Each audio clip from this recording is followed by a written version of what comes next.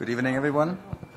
Welcome to this press point following the first ministerial meeting of the EU-India Trade and Technology Council. I'm joined here by Executive Vice President Margrethe Vestager and Executive Vice President Valdis Dombrovskis for the European Commission side, as well as by the Indian Minister for External Affairs, Dr. Jaishankar, the Minister of Commerce and Industry, Mr. Goyal, and Minister of State, Chandrasekhar, responsible for skill development, entrepreneurship, electronics and information technology. The co-chairs will start with a few words of introduction, and then we have time for a few questions. And without further ado, I give the floor to Executive Vice President Margrethe Vestager. Well, thank you very much for this. This is the first meeting of the EU-India Trade and Technology Council. This is a format that we also have with the US, but with no one else.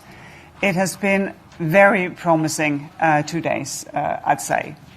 The engagement, how we see the working groups producing results already, laying out their working plans. For instance, the understanding how we will engage in high-performance computing. We will work on quantum. We have quite ambitious ideas on when it comes to tech and tech governance, looking at the impressive results of how technology has been used to shape the Indian society, for people to identify themselves, to have access to financial resources, how it was helpful during the pandemic. So all in all, very promising beginnings. And we, of course, hope to pick that up in a ministerial. Actually, we have challenged the working groups in not that many months. But I think I will leave it at this because we have limited time available for this presser. Please, my friend. Thank you very much. First of all, I want to thank you both for the warmth, hospitality, for the very good meeting. I agree with you. It's been a very strong start. And there is a context to what we are doing. It is in this era of volatility and uncertainty, it's important to de-risk the global economy and yet to ensure that there is very responsible growth. So a lot of what we discussed related to resilient and reliable supply chains, to trust and transparency in the digital domain, in the fact that we today will have to focus on how to get the best out of a global talent pool in a knowledge economy. So during the course of the meeting, one of our colleagues described this as a decade which is going to be shaped by technology. And our effort has been to create the trusted collaboration so that we ensure that in this era, with all its challenges, globalization remains strong, that we remain open economies, that we are able to forge ahead in various areas. We have 3 working groups that met today. We had a stakeholders consultation. And I think what was most important, we had a clear plan for how and calendar for how we're going to go ahead. So once again, a big thank you, and I think truly a very productive meeting.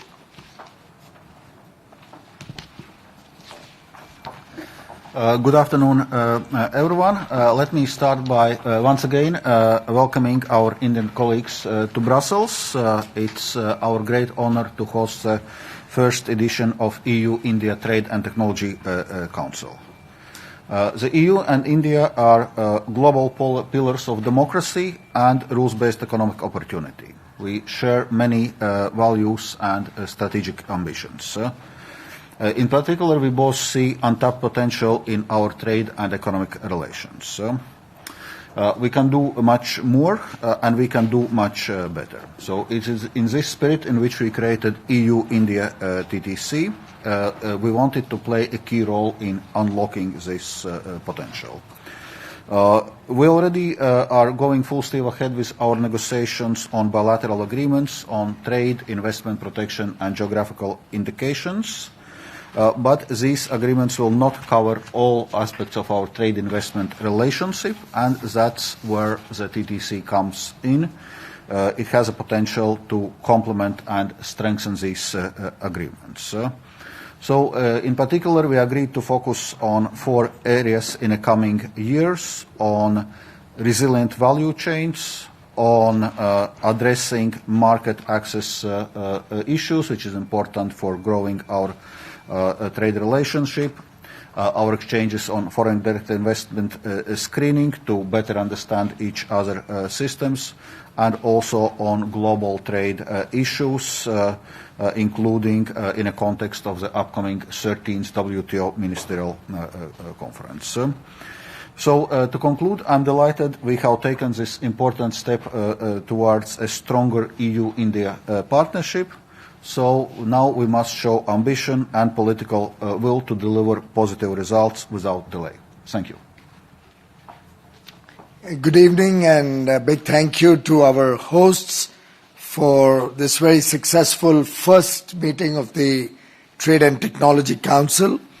I think clearly the political guidance we received from Prime Minister Mr. Narendra Modi and the President of the European Union, Her Excellency Ms. Ursula von der Leyen, was truly encouraging and has set the path for an outstanding engagement which will help us create a platform for coordination to address key issues at the nexus of trade, trusted technology, and security.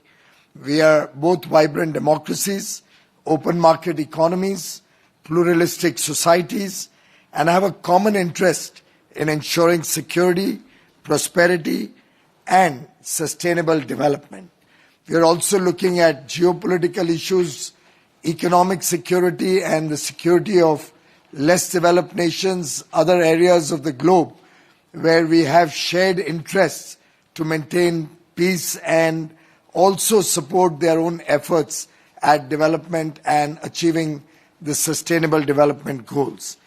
I'm delighted that the FTA that we are negotiating with EU is progressing well under Valdis' leadership, and the TTC as a platform will help us to supplement the work that is happening at the free trade agreement negotiations, which will, I believe, help us in making the EU-India relationship the defining partnership of the 21st century. Thank you.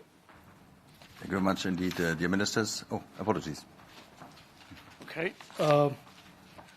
Thank you again. I join my colleagues in thanking everybody who made this TTC meeting a possibility. Let me just quickly bring you abreast on how we've approached the whole future of tech. Most of you will agree that the future economies of nations around the world, including the EU and India, are going to be largely impacted by innovation and the fast, rapid changes in technology and the accelerated digitalization of our economies. The TTC represents an unprecedented opportunity for India and EU to work together in shaping and defining the future of tech. It is certainly a case that can be made that the future of tech ought to be shaped by, led by, and narrated by countries that are open societies and democracies, and India and EU certainly fit that bill and are in a unique position to shape the future of tech in a way that was unprecedented before this TTC idea came to fruition.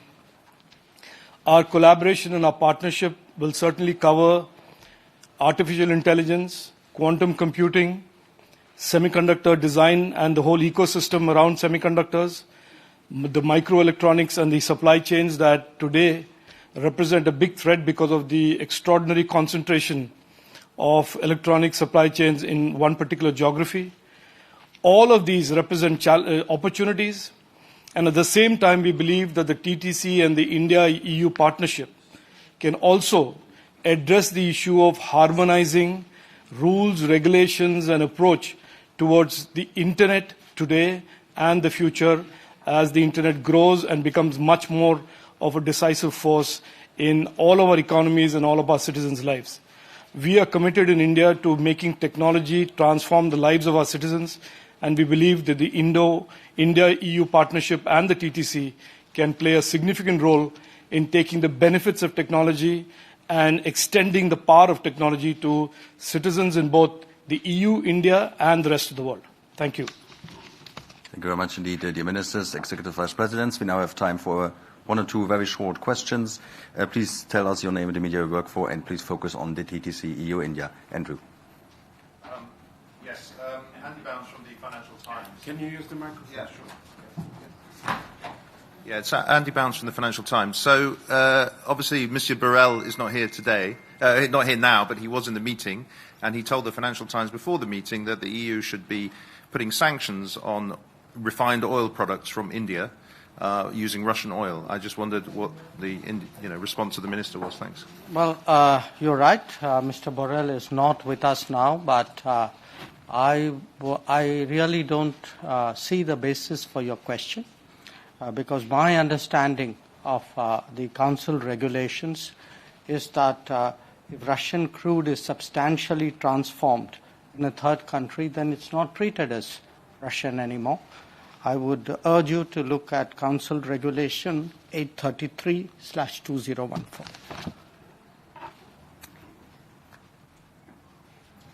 I will not add to this. There is, I think, no doubt about the legal basis of the sanctions. Of course, it is a discussion that we will have with friends, but it will be with an extended hand and of course not with a pointed finger. That should go without saying. I hope you took the spirit of the start of the TTC, a very, very strong willingness and openness to substantially strengthen our partnership. Okay. I echo that. Another question, please focus on the TTC meeting. Yes, over there. You're first. Thank you. Barbara Moons from Politico. I had a question on the carbon border adjustment mechanism, as that we understand that there were some concerns on the Indian side and that this also came up during the TTC discussions in the joint statement. And I think between friends, it's always good to talk and talk openly and talk on a wide variety of issues. The CBAM is a mechanism that the European Union has proposed, and we remain engaged with the European Union. And I'm sure that the intention is not to create a barrier to trade, but to find a way forward so that sustainability is as much a part of our collective efforts to leave behind a better planet for the next generation. And we remain engaged, we are discussing the issue, and we have a long time ahead of us within which we'll be working together to find the right solutions to this. Indeed, we touched upon the question of CBAM, both in our bilateral meeting with Minister Goyal yesterday and also during today's TTC meeting. Actually, in between, we had also one already dedicated expert discussion on this topic, and we agreed that the TTC is a good platform to deepen our engagement on this issue with India. I just also wanted to reiterate that when we were designing CBAM, we were, of course, very helpful to ensure WTO compatibility of the initiative. And a key word for this is non-discrimination. So we apply the same price of carbon to imported goods that we are going to apply also on our domestic producers. And any price of carbon in a third country is going to be subtracted from CBAM. But indeed, we agreed we'll have continued engagement with India on this important topic. We're running out of time. One very last, very short question. You.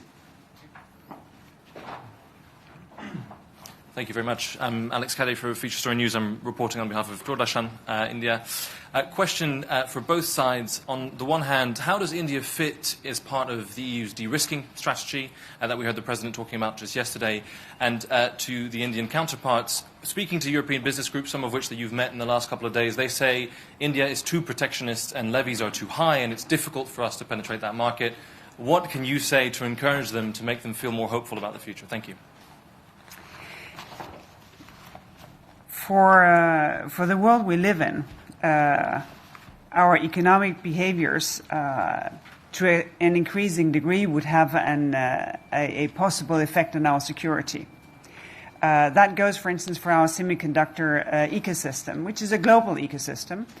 And it's very important for us here in Europe not to be seen as someone who is self-sufficiently trying to do everything ourselves.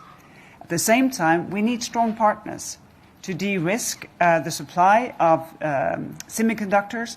And here, what we see, very impressive initiatives in India, mirroring, complementing what we do here with the state aid approval based on the Treaty of the European Union and the CHIPS Act, enabling design of chips and research and development of chips to a completely different degree. And I think that's a good example of how this partnership can give sort of muscle to the idea of de-risking rather than decoupling. Because if we want increased economic security, we need to do that through partnerships. And I think we have taken very important first steps today. This is just one example. But next, of course, of interest will be quantum. And there will be other emerging technologies developing beyond 5G. Of course, is another area where the question of trusted vendors is also something that we can develop in a close partnership to put muscle on our ambitions to de-risk. Thank you. For that matter, India's tariffs very often are misconstrued to be high. On most items of raw materials or intermediates, we are generally very low on duty. On many items of technology, many items which are helping the Indian economy grow, we have kept the duties very low. The actual applied rates are much lower than what was agreed to at the WTO as bound rates. Having said that, one must appreciate that it's a developing country of 1.4 billion people, and providing for the needs for such a large population, providing work opportunities and employment to nearly 800 million people in the working age, having the world's youngest population, and will continue to have that for 3 or 4 decades, has its own dynamics. And recognizing and respecting also our ability to compete with certain geographies which are very non-transparent. We need to keep our tariffs high on many products. At times, developed countries are the unintended consequence of the high tariffs, and which is why we are engaged in free trade agreement negotiations with the European Union. I'm sure this will give huge opportunities and openings to many businesses in India to provide high quality and innovative R&D products to India. It will also open the doors of the European Union marketplace for Indian goods of high quality at very competitive prices, which will be good for consumers in European Union, which will be good for the economies of the European Union, especially considering that they'll come from a country which is rules-based, transparent, an open economy, a democracy aligned to the way of working and thinking of the European Union. Thank you very much indeed. This concludes our press conference. Maybe just we worked so hard that we have not had a picture of the 5 of us. So maybe if we could time to take a picture. The beautiful flags and everything.